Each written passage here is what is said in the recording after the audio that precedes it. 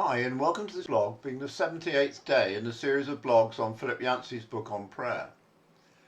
The subject of this blog is Unanswered Prayer, the Surprise Factor.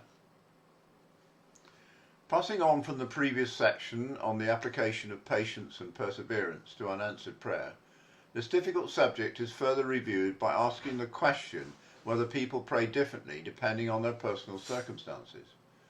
For instance, how does prayer differ for Christians who live in countries where famine and poverty are commonplace, or in countries where Christianity is oppressed? In such circumstances, it makes one think that the words of the Lord's Prayer may seem more relevant, the words such as "Give us this day our daily bread" and "Deliver us from evil." And this is apparently so for those who are part of the underground church in China, when praying, they pray for their leaders, but not for a change in government, and ask others to pray that if they are imprisoned for their faith, they are given the courage and strength to witness boldly and not lose their faith. And they do this rather than ask for prayer for their release. In places like China and Nepal, despite the oppression, it appears the Christian faith thrives, with new converts as individuals are healed through prayer, and in some cases healed in unexpected ways that cannot be explained by doctors. Yet it highlights how our all-powerful God does not seem to deal with the suffering generated by the oppression, imprisonment and torture of their governing bodies. To this enigma, Yancey brings an understanding that God uses all such situations to ultimately good ends. He personally counts on this and shows how John Bailey reflects this in personal prayers such as "Teach me, O God, to use all the circumstances of my life today, that they may bring forth in me the fruits of holiness, rather than the fruits of sin. In details, let me use disappointment to promote patience, success to promote thankfulness, trouble to promote perseverance, danger to promote courage, reproach to promote long-suffering, praise to promote humility, pleasures to promote temperance, pain to promote endurance."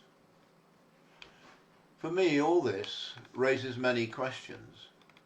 How often does my selfish nature generate prayers for success, happy outcomes, and relief from difficulties?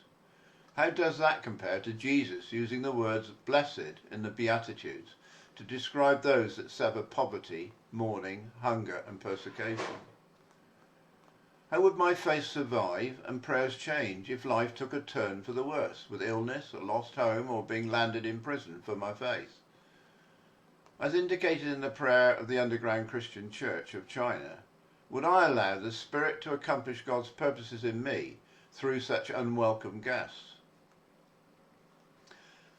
Past martyrs of the faith are found to have rarely prayed for deliverance, but rather focus on prayers for those left behind, for steadfastness of faith and strength to endure death without shame.